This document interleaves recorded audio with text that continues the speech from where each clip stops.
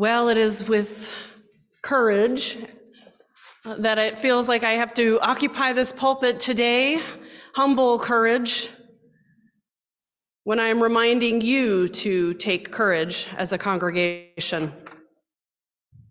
What is it to take courage in a time when, at least for myself, when I wake up in the morning and I brave my Twitter feed, it feels as if the world is falling apart? It is indeed a humble act today to be one to bring good news, to invite you to hope with courage. I've been 3 years in this directorship of the Unitarian Universalist Prison Ministry of Illinois. And the pleasures and joy that I have experienced far outweigh the despair and sadness that I have also known. I was not aware, growing up, about the invisible system of the prison industrial complex, which for far too many is not invisible. It's an all-pervasive system in people's lives. And so I had a tremendous learning curve. And I had to allow, as the white Quaker educator Parker Palmer says, I had to allow my heart to break open to statistics like in 1970, there were 200,000 people in prison in the United States. And by 45 years later, the population had swelled to 2.2 million incarcerated. That currently there are 7 million people under correctional supervision, which could include parole, probation, or electronic monitoring, which many of my comrades call ankle shackles. That 5% of the world's women in the United States, that we have 5% of the world's women in the United States, and yet we have almost 33% of its incarcerated women on the whole planet. That in the United States, parents go to prison at troubling rates. 1 of every 12 American children, more than 5.7 million kids under the age of 18, have experienced a parental incarceration at some point in their lives. We currently, in the last springtime newsletter that went inside to our over 90 pen pals who are incarcerated in Illinois prisons, asked them what some of their most troubling issues were about prison. And what they came up with, the top issue, were health conditions in prisons. This also goes with these crumbling structures that, in my opinion, need to crumble down to the ground. And that health conditions were exacerbated by not only the actual edifices of these places that were filled with black mold that were structurally needed to be condemned, but also the substandard health care that people receive, mostly through the private contractor called Wexford. And I would hear stories and continue to hear stories, and many of you who are pen pals hear the stories of the suffering that happens inside. And yet, partnered with those stories of suffering, of sadness, come hymns of praise and thanks for knowing that these folks are in community. These folks have people on the outside who care about them, who understand that they each have inherent worth and dignity, and that we understand ourselves as inextricably linked to one another in a common destiny. So it brings me hope to understand that even in the midst of all these stories of suffering, there are people inside who feel a sense of gratitude in spite of the conditions that are horribly faced in prison. And that there are people who organize inside for themselves and advocate for themselves in spite of understanding that they will likely experience retaliation from the Illinois Department of Corrections staff. Retaliation being like psychological torture, being put in solitary confinement, or actual Orange Crush physical torture. And that is why we are campaigning and joining others to end long-term sentences called death by incarceration. This is why we are working with our inside pen pals on organizing so that we can get legislators to come inside and visit our pen pals to begin to understand even how hard it is just to sign up for a visit to a prison. That is why our organization is working in coalition to support the elder parole bill that's going to be reintroduced this month. That would at least get potentially 1,000 people out of prison who are elderly and have served for, not even served, but they've been incarcerated for 25 years. I like to be careful with that language of serving. That's why we're in partnership with the Illinois Network of Pretrial Justice that joined with so many, particularly giving thanks and grace and gratitude to the Black and brown youth of the uprisings in the wake of the murder of George Floyd, who swamped the city of Chicago and cried out so loud that their lives mattered that it rang the halls of Springfield, so that the Democratic Black Caucus took hold of that energy and created the Safety Act, a sweeping criminal justice reform bill, including the Pretrial Fairness Act, which will help end pretrial incarceration, which tears apart communities, that is extractive of the wealth of beautiful people in communities who are in caregiving roles with their children, with elders. And so that brings me hope. That at our recent lobby day to support pretrial fairness and all the struggles and fights to support that as its implementation is soon coming to fruition, that there were 400 people who gathered in Springfield and rang out cries for justice in those halls. And that out of those 400 people, there were 25 Unitarian Universalists across the state who gathered. Those are pretty good statistics. I get hope from those circles I have the privilege of sitting in Cook County Jail with women who are committing again and again in the most uncertain, ambiguous, difficult time of their lives to recommit to their values and to their relationships, and to commit to lifting one another up in community in that horrible, scary, uncertain space. That they will see each other as sisters and lift each other up in the midst of so much challenge. It is a stone of hope that I hold on to. For the 12 pen pals from our membership who are currently waiting for Governor Pritzker to sign the executive clemency petitions that are sitting on his desk, may he be swift with his pen. We know it might be quiet, it might not bring the trumpets and fanfare, and yet, my beloveds, the difference it will make in the lives and in our communities when people can return and give back to their communities in ways that they have been longing and planning to do for so long. It gives me hope to know that you are here, you who have committed to be a place of love and justice here on the North Shore. That we have pen pals amongst here that I am so thankful for, that many of you gathered to write holiday cards to so many of our pen pals. All of them received multitudes of cards. And I wanted to share one thank you note we received from Derek, who is at Big Muddy, who currently is unmatched. So if you like what he says and you want to be his pen pal, come talk to me after service. He says, "Wow, thank you so much for the holiday cards you sent me. I don't remember ever receiving so many cards. Thank you so much. I have a small family who have all abandoned me, as have the few friends I had before prison.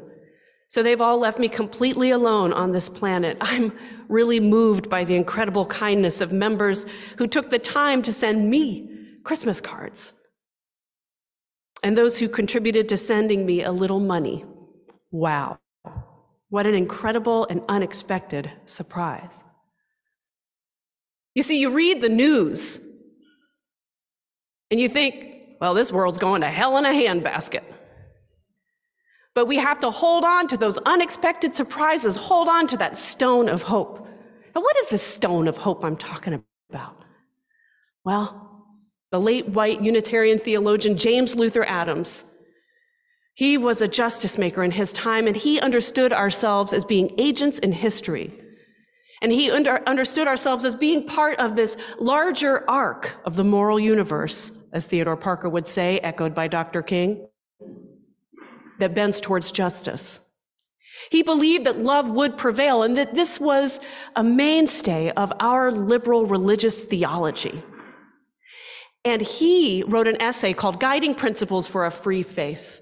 And he talked about those smooth stones that David pulled from the riverbed when he was having to face the Goliath. And it was those smooth stones that took down the Goliath of his time.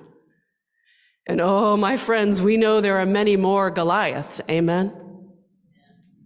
You could name them right now.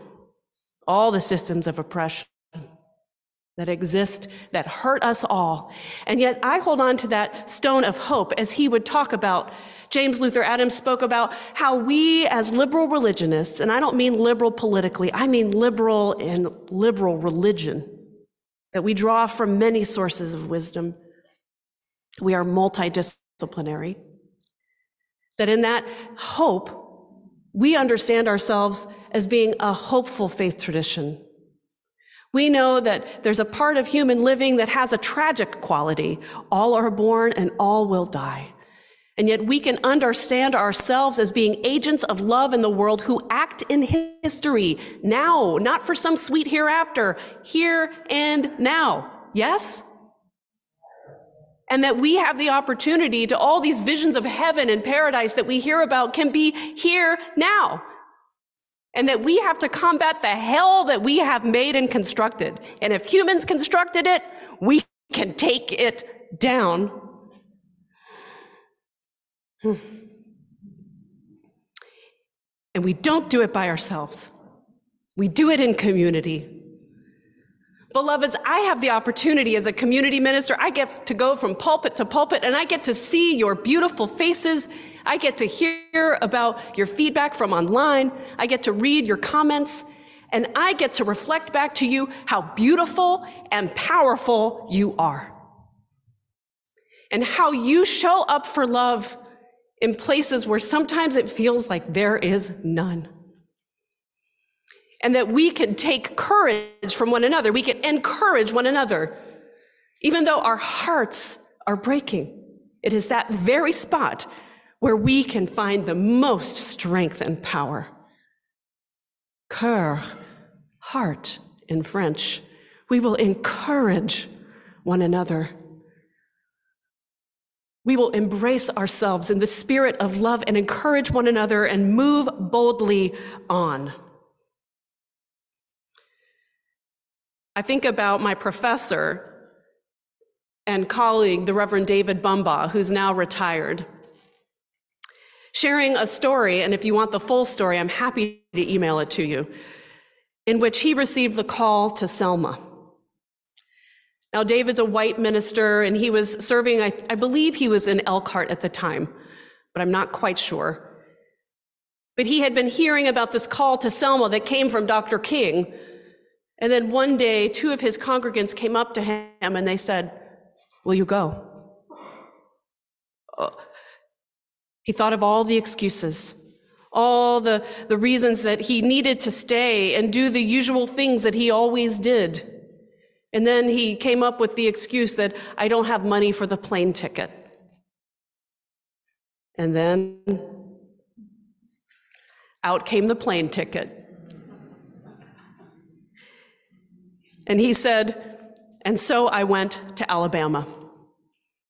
I had never experienced anything like this, being part of a great tide of people flowing through the streets of that old city marching from the outskirts past the shacks and hovels of its African-American citizens who greeted us with cheers and smiles on into the heart of the city where Dr. King called for an end to the racist practices which condemned so many of our fellow citizens to lives of poverty, brutality, and despair, and asked in his inimitable way, "How long?"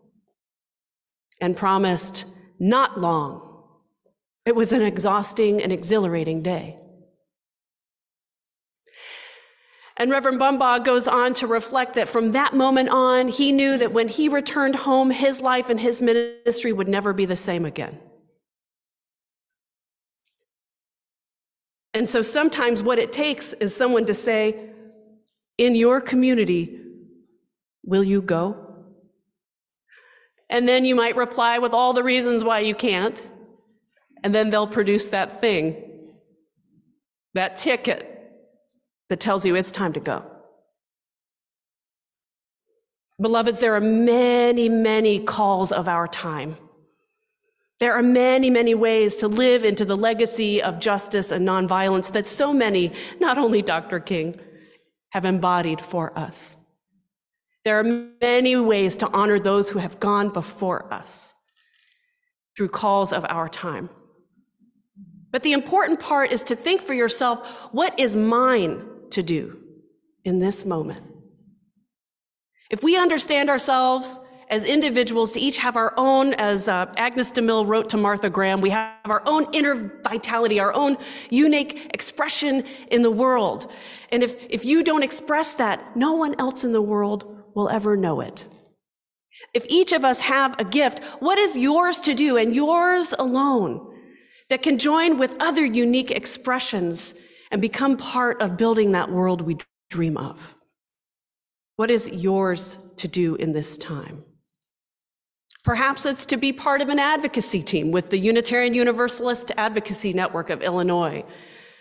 Perhaps you want to connect with me, learn more about the prison ministry of Illinois. Perhaps it's pastoral care or teaching and guiding our children in faith formation. How are we, as individuals and as a community, thinking of what is yours to do and yours alone, as Unitarian Universalists on the North Shore? How are we called to respond? James Bevel, a close friend of Dr. King, powerfully uttered these words at Dr. King's funeral. There's a false rumor around that our leader's dead. Our leader is not dead. Martin Luther King is not our leader. Our leader is the man who led Moses out of Israel. Our leader is the man who went with Daniel into the lion's den.